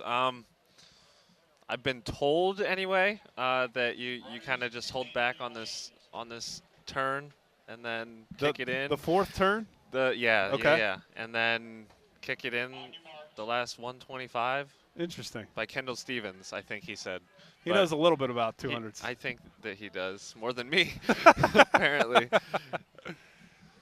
Lane 2 is Brittany Archer from Ada, and we're hopefully going to capture, after this is run, the medal stand as Alex DeVicentis from Liberty Benton wins the discus. Liz Streaker, her LB teammate, finishes 3rd. So the Eagles, we don't think of them as Division II school for track and field, but they are on the girls' side. And they're piling up some points here in the early going as they try and gain some recognition. We might be on Fish Report later on today. We'll see if that picture, we appreciate Fish Report. They sponsored the baseball game with Russia and Crestview earlier, and they're a part of both of our track broadcasts today, a great Shelby County sports resource. Archer doing pretty well in lane 2. She's in 5th. Leading looks to be Molly Tupta in lane 5. Archer's going to finish in 5th. We'll see if her time is good enough. Titterington was 4th with a 25.65. Boy, she's in. 25.65 is the 2nd fastest in this heat. So the top 2 make it. Titterington makes it. I don't think Archer will in 5th. 26.31, but a great season for the junior nonetheless from Ada. They're announcing the this will be a good 400s. Good boys race coming up. Good race. Matt Tobin already made it in the 400. He is in lane 4 for Fairview, has a 21.97 regional time. Mike-Hale Rogers, 22.52. We'll see what happens when he gets pushed by Tobin. See what Rogers can respond to that, because the way he turned it on in the 4x1 was very impressive. That was impressive. Lane 7 is Justin Stewart from Lehman Catholic, 23.02. And then in the second flight, we'll see Brady Cates of Anna. Chase Cook of Liberty Benton is having himself a fine day for the relay. And also in the 100, qualifying in both. He will also long jump later on with Mike-Hale Rogers and Jameer Coleman. Darius West also in the second heat for LCC, as he got off to a slow start in the 100, but ended up making his way back to qualify for tomorrow's final despite that slow start. Looks like the guys aren't even out there yet. They've announced just walking them. up now. They are making their way down the track, so we will fast forward in a moment and bring you the boys 200 here on WOSN. Enjoying a nice sandwich and apple. Tim Sanders and Andy Lynch here high top Jesse Owens Memorial Stadium. We're looking at lane 4, Matt Tobin, lane 5, Mike-Hale Rogers, lane 7, Justin Stewart in the first heat of the boys 200. These guys, they got to their blocks, but they had to wait a little bit to get back on the time schedule. What does that do to your preparation, your nerves? They were out there a good 4 or 5 minutes just waiting. Well, in this weather especially, because it's a little bit chilly, I mean, I think that can play a role mentally, because you think, wow, I'm getting cold, I'm getting cold. Oh, wow. So see if it has an effect on Tobin, who's the 2-time champ in the 400. Rogers, the state long jump champ, going to try and defend that later this afternoon. And Justin Stewart from Lehman Catholic, who's been here, done that before. There's no Mike-Hale Rogers. Fairview is in lane 4. That's Tobin. Stewart is lagging behind a bit. Look at Tobin finish strong. Head down. You talked about that form. We'll look at it more tomorrow, but he runs with his head down, not looking ahead. Looking straight down. You don't see that often. I've never seen never. that. Never have seen that. That is not often. 22-11. It's working. I guess so. Stewart finishes 6th, 22.85, so he's probably not going to move on. But no Mike-Hale Rogers, so I wonder if there's an injury. What the thinking is there. He had a chance to get some points for the Thunderbirds and move him on. Maybe they just want to save him for the long jump. Or well, we certainly didn't see any injury in the 4x2 or 4x1 the way he ran. No. Well, I know in college, in college championships, if you scratch one event, you can't do anything else. So I don't know if that same rule applies here. I don't think so. I think you're allowed to scratch. Okay. A lot of times on the second day, we'll see a miler scratch if they have a better chance at the 2-mile or vice versa. So I think you're still eligible for those other events, but no Mike-Hale in the 200. We will see Darius West here in heat number 2, lane 3 for LCC. He's already qualified in the 100, the 4x1, and the 4x2 for tomorrow's finals. On the inside of the track, it's Anna's Brady Cates, who's done a nice job, kind of out of nowhere in the 200. Does a little bit of everything for Dean Stewart's Anna Rockets, and 200's how he's gotten to state, 23.12 for the junior. Chase Cook of Liberty Benton's had a successful day in the relay, qualifying for Liberty Benton, also in the 100. He's got a 22.30 qualifying time. And then West in 3, the rest of the field from out of our area. So 22.11 was the top time in the first flight by Matt Tobin. Justin Stewart was 6th with a 22.85, so he'd need a lot of help in order to make it in. After this one, all we've got left in Division 3 is the girls and boys 4x4. Later on tonight, we'll bring you the Division 2 action here on WOSN as well, with much of the Western Buckeye League represented, as well as the Coldwater and Liberty Benton girls. Great start in lane 4. That's Darren Gooch from Cleveland St. Martin de Porres, 22.16 coming in. And West is not running either, so LCC has scratched both of their 200 runners. Cates is on the inside. Cook is doing all right. Chase is in 3rd or 4th maybe. So Chase might have a 4 or 3 event Saturday. Still got a long jump to go today. Chase finishes 2nd, automatically qualifying, 22.28. 5th place, we're still going to cycle through. And Brady finished 7th, perhaps, for Anna. Top time 22:02. As we can focus in on the podium for the Liberty Benton ladies, honored for Division II. 7th place was indeed Brady Cates, 22.71 for Brady. So moving on is Matt Tobin from Fairview in the 200. And we also see Chase Cook advancing. And that would have been West's last event of the day. So an interesting move to scratch him here in the 200. Take them both out. Yeah. Those are points. Certainly don't think it's an injury at this point when both your runners have been taken out, but we'll try and get Nate Garlock's response, one of our Twitter followers at Andy Lynch 44, as they honor the ladies in the discus. Liz Streaker in 3rd place for the Eagles. 128 feet and change, it sounds like. Getting some good points for the Eagles. State runner-up Kendra Savinovic from Notre Dame Cathedral. She was very excited for her silver medal.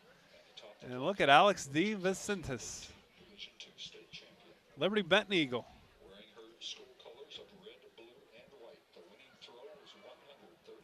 134.5 for Alex De Vicentis. She just looks all shy getting her medal. Whatever, it's a gold medal, that's great. Very exciting there for Alex and the Eagles. A good start in Division II and a good start for the boys in Division III. Well, when we come back, we'll finish strong with the 4x4s, the final event of the day for Division III on the track here on WOSN, all brought to you by MAC Athletics.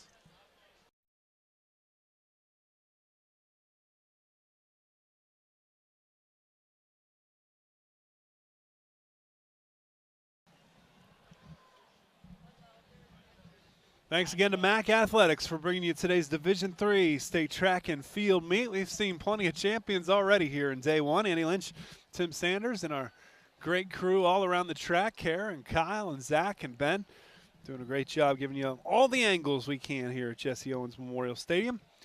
First heat of the girls 4x4, lane 2. It is Marion local Olivia Hemmelgarn, the pole vaulter, Gina Kramer, high jumper, long jumper, Burning, the freshman, and Allie Toby. 4:04.58 was their regional time.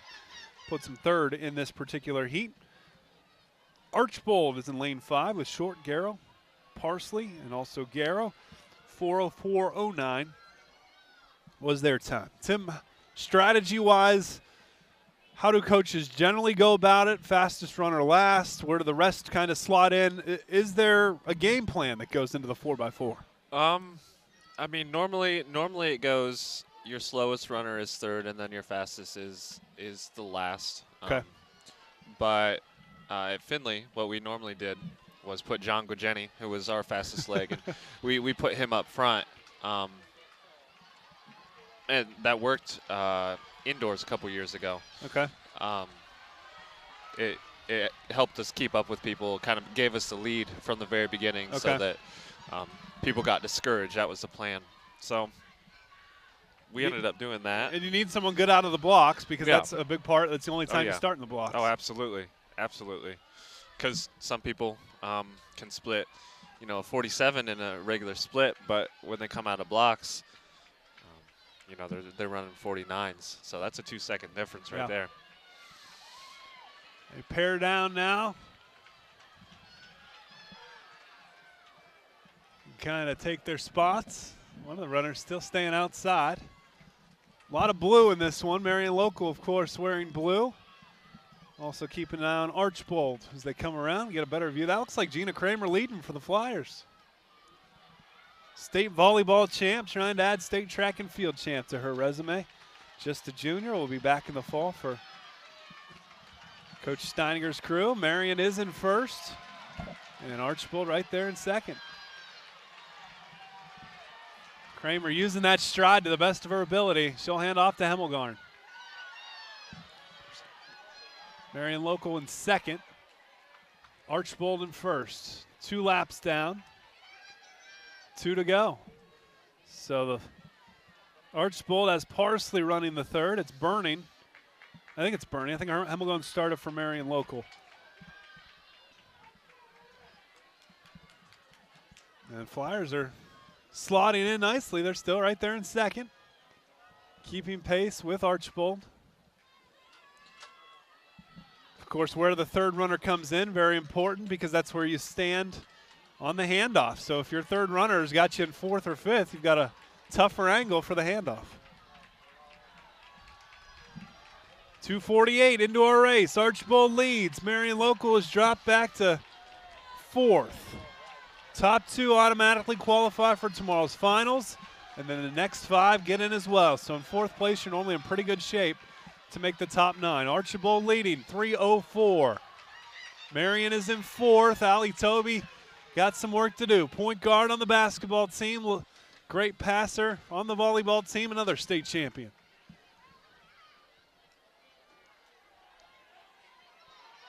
And the Blue Streaks are being chased down for that top spot. Toby's trying to catch the third runner. Marion Local still fourth. Archbold still in first. 200 to go. We're at the 3:38 point in our race. Heat number 1, girls 4x4 preliminary races. This will be a great sprint to the finish. Archbold hanging on to that top spot. Marion still in fourth in blue. Here comes the final sprint. Blue Streaks in first. Toby passing for third or trying to. Archbold's going to win the heat, 4:04 and change. Marion Local claims third. A great run by Allie Toby, very strategic.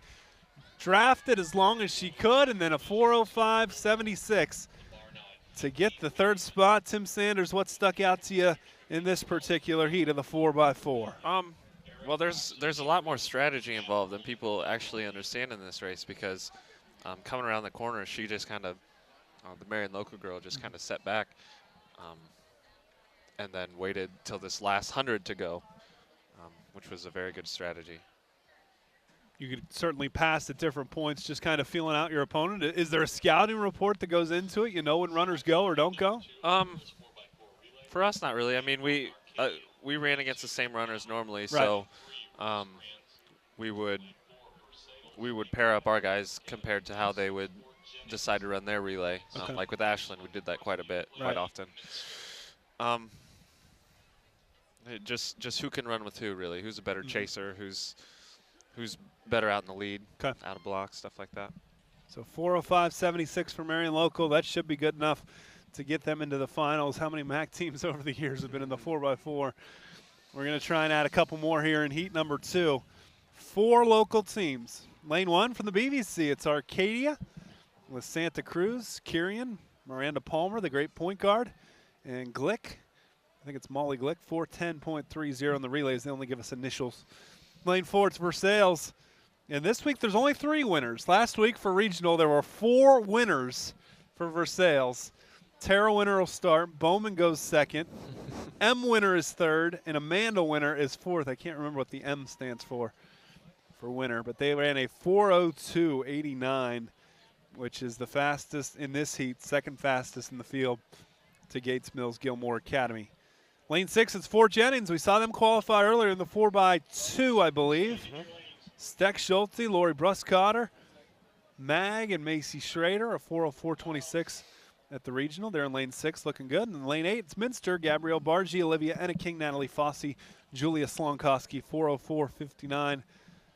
Slonkoski, a part of that 4x8 team that made the podium. Last year, Spencerville was the state champ with Courtney Miller, Casey Mohol, and Carrie Purdy, and Kelly Lee, who's running Division I at Liberty.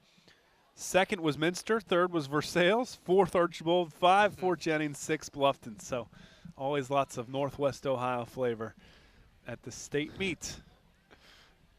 And you're laughing. Just the word flavor. Oh, thank you. I'm still savoring the flavor of my roast beef sandwich, courtesy of Jesse Owens Memorial Stadium and our runner, Zach Bowers. Hopefully he'll deliver us lunch tomorrow as well. Arcadian 1, they're on the inside of the track. It's Versailles in 4. Fort Jennings in 6, and Minster in lane 8 trying to track down Marion Local, who we think will make it in at 4:05.76. They were third in our opening heat. Look at Minster out to a very fast start on the outside of the track. They try and gauge it based on the stagger, who's got the biggest margin. Lane number 6 is Fort Jennings, 4 is Versailles, and Arcadia on the inside of the track in lane 1. Looks like Zanesville Bishop Rosecrans in lane 3 is running well. But Minster, boy, they are out in no man's land, aren't they? No one within reason, and you just got to run, don't you? You got to pretend like there's somebody right behind you. That's you got to chase one do. of the fans. Yeah. That's rooting you on. Minster, a great start. And I believe that's Gabrielle Bargy, 6:21. The handoff, that looks like Julia Slonkowski, so they might have ordered them differently. You can do that. Arcadia is in lane 1. Fort Jennings in 6 has some work to do. And Versailles doing well in lane 4. Yeah. Here are the cones. So give us a better idea who's leading. It is the Tigers, MAC champs. On the girls' side, I think by just a couple points. Minster hanging on to second. Going to be a good race, as always, between the orange and black MAC foes. Kind of boxed in there's Fort Jennings. And we're keeping an eye on Arcadia as well in the red. Minute 43 into our race. Versailles leading as we come up to our midway point. Slonkowski keeping pace for Minster. Fort Jennings sitting in 5th place on the outside. They're going to have a tough handoff here to try to get back into this. Arcadia snuck into 7th, but they got to veer all the way out to get a handoff. Crossing pass with one run, a little shove even. Gets aggressive in there in the 4x4. It can be physical. You throwing any elbows, anything like that? Personally? Or perhaps that you've seen. I've seen. Really? At GLIAC, there were several teams a couple teams that got DQ'd for elbows. So you're not allowed to elbow. You're not allowed to get not caught officially, elbowing. not allowed to get caught elbowing. Minster's taking over. The Wildcats are in 1st. I think that's Fossey. Natalie. We're 2:40 into the race. Versailles sitting 2nd. Fort Jennings gaining all kinds of ground into 3rd. Excellent job. Moving up. By, I think that's Mag. Wow. Plenty of juice left in the tank. Let's get a number. And she's got to veer to the outside for the handoff. 5:03. So that's Bruscotter. Lori Bruscotter doing a great job for her team. Into 2nd. Final leg for Minster. They are in the lead. Olivia Enneking, I think, is the anchor. Top 3 all Northwest Ohio. It's a recap of last week's regional. Minster, Versailles, Fort Jennings. Good long stride from Enneking of Minster. And is keeping her team in front. We're 3:36 in. Marion ran a 4:05.76 to finish in 3rd. Minster's only getting stronger. Fort Jennings 2nd, Versailles in 3rd. Olivia Enneking going to try and bring home the gold. Macy Schrader's trying to catch her. Here comes Versailles as well. Good finish by the Tigers to get 2nd. Minster's your winner. Boy, does Minster do the 4x4 well. The boys back-to-back state champs. The girls win in 4:03.28. Fort Jennings at 4:03.66 to finish 3rd. And then 4:06 was 4th. So we will have 4 area teams running for gold in the girls 4x4 tomorrow. Marion Local makes it in. Fort Jennings makes it in. Versailles, an automatic qualifier. And Minster winning the heat. Moving on.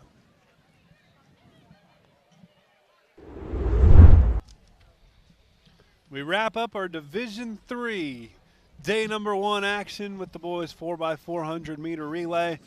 5 local teams in the 2 heats. We have 3 in our first heat. Lane 5, it's Allen East. Evan Thomas, Logan Rex, Trey Gossard, and Matt Shuey. The Mustangs ran a 3:28.15 in their regional up at Tiffin. Lane 6, it's West Liberty Salem with Card, Cordell, Shank, and Hickenbottom, 324.95. And in lane 7 for Chris Algie's Macomb Panthers, Brandon Ishmael, Clay Dysert, Jerry Brown, and Cody Wilson had such a great football season. Just a whisper away from beating Marion Local, who went on to win the state championship. And that speed we see showcased here on the track, but they are in lane 7, Covington in lane 8. Just beyond them, but a good start for Macomb, Tim Sanders. They've made up ground on the 8th lane. That was always kind of my goal when I had to come out of blocks in the 4x4 is to get the person right outside of me, right in that lane outside of me. Yeah, you feel good about yourself when you've done that. Evan Thomas has done that as well for Allen East, as he has caught the West Liberty Salem runners. So a good start for both our NWC and BVC schools. Here's the handoff. Mustangs taking over. Logan Rex gets it, and he is out strong. Tougher handoff for West Liberty. Looks like on the inside of the track, Yates Mills Gilmore Academy is taking over the race as they are in first. But the Mustangs of Allen East sitting second. And Macomb is in 5th place. Minute 17 into our race.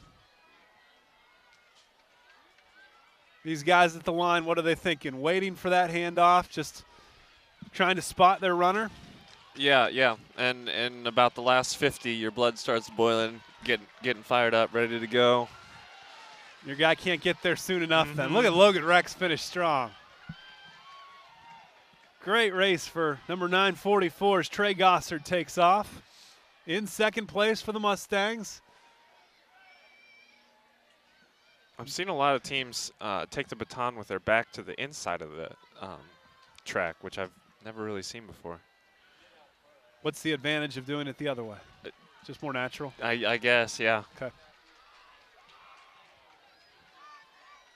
Allen East is into first. Trey Gossard. Just like that, Gates Mills says, we want it back. Wow. Mustangs enjoyed their moment. They're still in 2nd. West Liberty's in 3rd. And then the Macomb Panthers sitting 6th with Jerry Brown. Going to be a Tiffin Dragon football player next year. 2:32 into our race. Mustangs 3rd behind West Liberty Salem. Macomb hands off in 7th. And Cody Wilson's got some work to do. Final runner for the Mustangs, slated to be Shuey. I think it's Matt Shuey. Top 2 automatically qualify, so if Allen East can catch the West Liberty Salem runner, they're guaranteed a spot, but a nice run there. I think that might be Centerburg coming up behind. Gates Mills stretching out the lead. Allen East is into 4th now. 3:10 into our race. Covington in 2nd, West Liberty Salem 3rd, but here comes Allen East. Look at Matt Shuey get his team into 3rd. Nice job by the Mustangs. Macomb looks to finish in 7th place. 3:22 was our gold medal time. 3:24.18 for Allen East. I would think that is enough to get him in. So 3:24.18 is what we'll keep an eye on with the boys 4x4. Heat 2 coming up next. Bluffton is in lane 1. Robbie Stratton, Hoff, Robert Demoweek, and Noah Stratton. They ran a 3:30.29 regional time up at Tiffin on Friday. Minster is in lane 4 with Troy Kaufman, Paul Dews, Alan Tebby, Corey Schultz, 3:24.80. Their gold medal mark last year, 3:21.3, so some 3.5 seconds better last year. For Kaufman, Dews, and Schultz, Derek Collins was also a part of that team last year who, I don't know if he went on to run anywhere, but did he's at Findlay. Is he really? Yeah, he's at Findlay. I didn't realize Derek was up there. Boy, he had a great high school career at Minster. Filled in for Sam. I already forget Sam's name. He was one of their fastest guys. In 3 years, you forget names. He came here to walk on at Ohio State. but it had an injury his senior year, and so Derek had to fill in as a junior as the anchor of the 4x4. And good to hear he's contributing up for the Oilers. A lot of MAC guys up at Findlay. Justin Eilerman. A lot of MAC guys. Minster, Yep. New Bremen, Yep. 4 or 5 Dylan, of those. what's Dylan's name from Webster. New Bremen? Dylan Webster. He had a pretty good year from tracking. Planes flying overhead. The fog, I tell you, we had a little fog. It's kind of weird for the state week, but it is cleared. We can see the planes landing clearly overhead at a great facility here. Our final race of the day for Division III. Still to come, we will have Division II action here on WOSN. Tim Sanders will stick around for that. Here's our lane assignment once again. Bluffton on the inside of the track in lane 1. Tri-Village is in lane 2. Clayton Murphy and company. Elmwood, lane 3. The Minster boys trying to defend that title in lane 4. It's Centerburg in lane 5. Kirtland occupying lane number 6 with Colonel Crawford in 7. And Maplewood in lane 8. Maplewood just makes you hungry for bacon or maple syrup or, man. Not quite sure where Cortland is, but maybe I need to visit someday. Runners are off and going. Interesting, lane 2. No blocks needed for New Madison Tri-Village. Just standing up straight. I wouldn't recommend it, but. Yeah. You're asking to slow yourself in a second, aren't you? At least. Lane 1's Bluffton. Lane 4 is Minster. Nice start for the Pirates. They've already passed the non-block using New Madison Tri-Village Patriots, home of our producer, Ben Reif.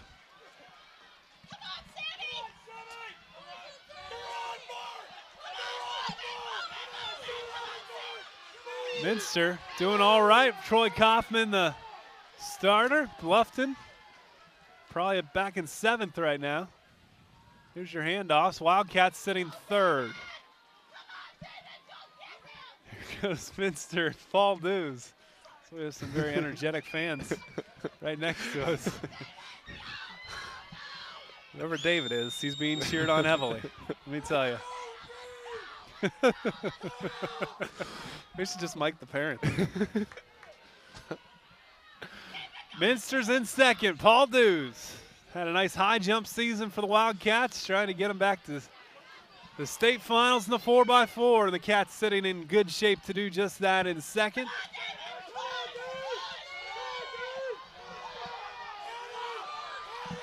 Bluffton Pirates sitting in 8th. They've got some work to do. And Paul Dews running with that chin extended. He is going to hand off in 2nd place. Alan Tevy, the pole vaulter, we'll see him later today, takes over.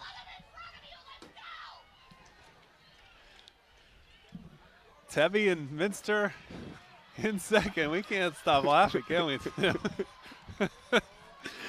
Look at the race we have in the backstretch, though, for first. Right. Bluffton is up to 7th, trying to pass in 6th place. Minster still 2nd. We're 2:13 into our race. Look at Tebby. It's a good fight. He is right there.